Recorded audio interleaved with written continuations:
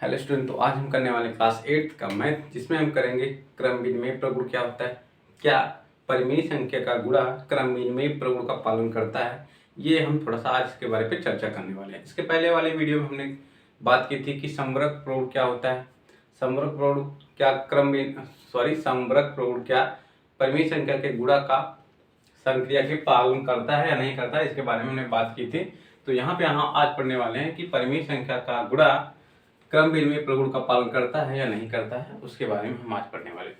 क्रम विनिमय प्रगुण होता क्या है, अगर बात करें परिमेय संख्या के गुणा के रूप में, तो यहाँ से क्रम विनिमय प्रगुण मान लेते हैं। हमारे पास दो परिमेय संख्या है, मान लीजिए आपके पास दो परिमेय संख्या है P बटा Q तथा R बटा S। हमारे पास मान लेते हैं दो परिमेय संख्या है, तो इनका जो गुणनफल होगा P बटा Q गुणे R बटा S, इनका जो गुणनफल होगा वो किसके बराबर होना चाहिए, इनका क्रम बदलने पर जो गुणनफल प्राप्त होगा उसके, यानी R बटा S गुणे P बटा Q। ये दो परिमेय संख्याएं हैं, इनका जो गुणनफल होगा यानी P बटा Q गुणे R बटा S, इसका जो गुणनफल होगा इसका गुणनफल किसके बराबर होना चाहिए, इसके बराबर होना। और ये कैसा है, इसका क्रम बदलने पर यह प्राप्त होता है। तो क्रम विनिमय प्रगुण क्या होता है, यदि दो परिमेय संख्याएं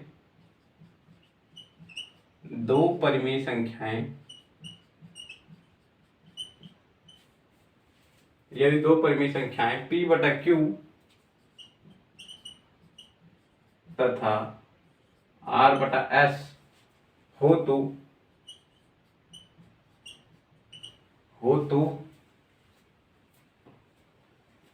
जो क्रम विनिमय प्रगुण होता है वो कैसा होता है, हो तो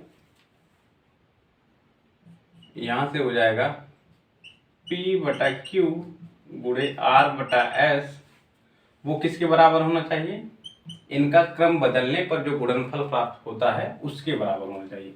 इन दोनों परिमेय संख्याओं का क्रम आपस में बदलने पर जो गुणनफल प्राप्त होगा उसके बराबर होना चाहिए। तो इनका जब क्रम बदलेंगे तो ये कैसा दिखाई पड़ेगा, यहाँ पे P बटा Q है, यहाँ पे R बटा S है, तो R बटा S इस तरफ हो जाएगा और P बटा Q इस तरफ हो जाएगा, तो ये हो जाएगा R बटा S गुणे P बटा Q।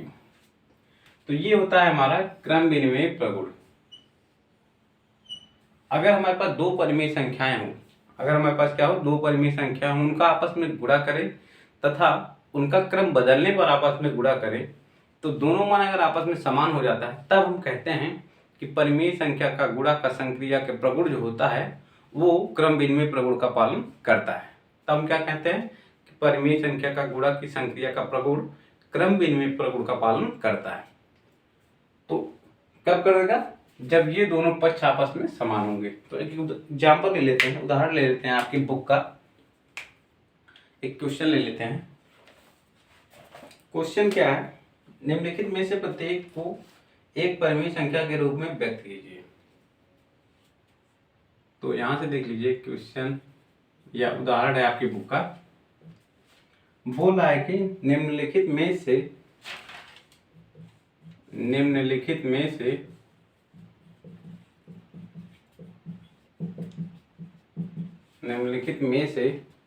प्रत्येक को एक परिमेय संख्या के रूप में व्यक्त कीजिए।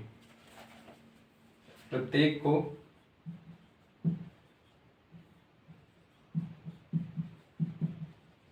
एक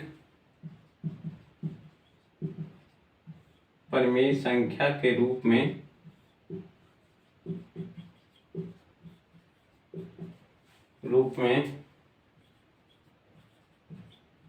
व्यक्त कीजिए।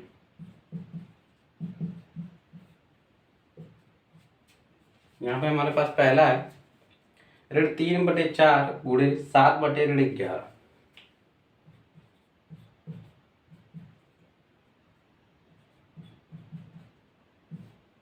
ऋण 3/4 गुणे 7/11 तथा 7/11 गुणे ऋण 3/7। 7। अब यहाँ पे हमको बताना है जो इसका जो मान आएगा, जो इसका जो मान आएगा, इसका जो मान आएगा और इसका जो मान आएगा। यहाँ पे देखिए इसका क्रम बदल के यहाँ पे लिखा गया है, इसका जो क्रम है यहाँ पे बदल गया है, यानी दोनों संख्याओं का क्रम आपस में बदल कर यहाँ पे लिखा गया है, यहाँ पे क्रम बदल कर लिखा गया है। तो इसका जो मान आएगा और इसका जो मान आएगा, अगर वो समान आएगा तब हम क्या कहेंगे कि परिमेय संख्या का गुणा क्रम विनिमय प्रगुण का पालन करता है। क्या कहेंगे हम? परिमेय संख्या का गुणा क्रम विनिमय प्रगुण का पालन करता है। तो यहाँ से हम इसको सॉल्व कर लेते हैं। जब इसको सॉल्व करेंगे यहाँ से, तो यहाँ से देखिए 3/7 गुणे 7/11। तो इसको हम क्या लिख सकते हैं? 3 गुणे 7/7 गुणे 11। अब यहाँ से देखिए 7 का नाम 7, 7 का नाम 7, यहाँ पे 1, यहाँ पे 1। तो इसको हम क्या लिख सकते हैं? 3 गुणे 1 और 1 गुणे 11। तो यहाँ से 3 का गुणा 1 में कर देंगे तो कितना हो जाएगा? 3, और 11 का गुणा 1 में कर देंगे तो कितना हो जाएगा? 11। और यहाँ से यहाँ पे देखिए हर इसका क्या है? ऋणात्मक है, अंश भी ऋणात्मक है। इसको धनात्मक बनाने के लिए हम क्या करेंगे? 1 से अंश में, 1 से हर में गुणा कर देंगे। तो ऋण का गुणा ऋण में कितना हो जाएगा? धन। और 3 का गुणा 1 में कितना हो जाएगा? 3। यहाँ से ऋण का गुणा ऋण में कितना हो जाएगा? धन। और 11 का गुणा 1 में कर देंगे कितना हो जाएगा? 11। तो इसका जो आंसर आया, यानी इसका जो गुणनफल हमें प्राप्त हुआ, कितना प्राप्त हुआ? 3/11। अब इसको सॉल्व कर लेते हैं। इसको सॉल्व करेंगे तो ये हो जाएगा 7 गुणे 3 11 गुणे 7। अब यहाँ पे ये देख लिए 7 का नाम 7, 7 का नाम 7। तो यहाँ से क्या हो जाएगा? इसको यहाँ पे लिख लेते हैं। 1 का गुणा 3 में कर देंगे, 1 गुणे 3, यहाँ से 11 गुणे 1, इतना बचेगा। अब यहाँ से देखिए 1 का गुणा 3 में कितना हो जाएगा? 3, और 11 का गुणा 1 में कितना हो जाएगा? 11। यहाँ पे अंश और हर दोनों क्या है? ऋणात्मक है। अंश और हर दोनों क्या ऋणात्मक है, तो इसको हम 1 से, इसमें भी 1 से गुणा कर देंगे। तो यहाँ से ऋण का गुणा ऋण में कितना हो जाएगा? धन। और 3 का गुणा 1 में कितना हो जाएगा? 3। ऋण का गुणा ऋण में कितना हो जाएगा? धन। 11 का गुणा 1 में कितना हो जाएगा? 11। तो इसका जो गुणनफल प्राप्त हुआ कितना आया? 3/11। और इसका जो गुणनफल प्राप्त हुआ कितना आया? 3/11।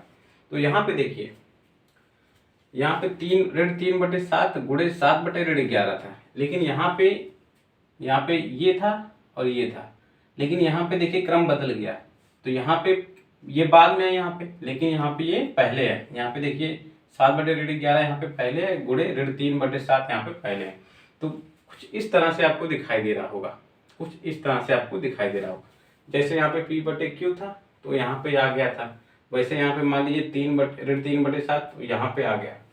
तो इस तरह से आपको दिखाई दे रहा है। हमने आपको बताया था अगर इसका मान और इसका मान आपस में क्या हो जाए? समान हो जाए, तब हम क्या कहेंगे कि परिमेय संख्या का गुणा क्रम विनिमय प्रगुण का पालन करता है। तो परिमेय संख्या का गुणा क्रम विनिमय प्रगुण का पालन करता है।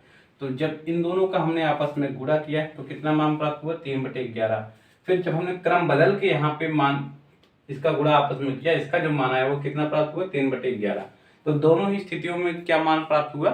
3/11। तो दोनों स्थितियों में मान हमारा समान है। तो अब हम क्या कहेंगे? कि परिमेय संख्या का गुणा क्रम विनिमय प्रगुण का पालन करता है। तो यहाँ से हमें क्या मान प्राप्त हुआ? यहाँ से हमें क्या स्पष्ट बात दिखाई दे रहा है कि जब भी दो परिमेय संख्याओं का क्रम आपस में बदल कर गुणा करते हैं या वैसे गुणा करते हैं, दोनों स्थितियों में मान क्या होता है? समान होता है। तो यहाँ से हमें क्या प्राप्त हुआ कि परिमेय संख्या का गुणा क्रम विनिमय प्रगुण का पालन करता है। तो यहाँ से हम लिखेंगे अतः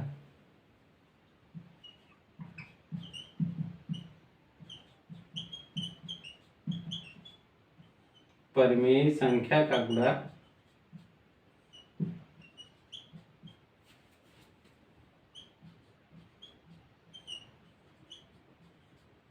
क्रम विनिमय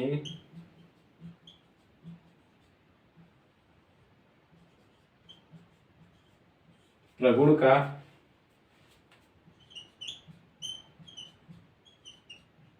पालन करता है। तो यहां से हमें क्या प्राप्त हुआ? परिमेय संख्या का गुणा क्रम विनिमय प्रगुण का पालन करता है। तो यहां से हमने दो चीजें सीखी। इसके पहले वाले वीडियो में यहाँ पे भी हमने दो चीजें क्या सीखी कि परिमेय संख्या का जो गुणा होता है वो समवर्ग प्रगुण का पालन करता है, और यहाँ से हमने क्या सीखा कि परिमेय संख्या का गुणा क्रम विनिमय प्रगुण का पालन करता है। क्रम समवर्ग प्रगुण मतलब कि दो परिमेय संख्याओं का आपस में गुणा करें तो जो प्राप्त गुणनफल होगा वो भी एक परिमेय संख्या होगी।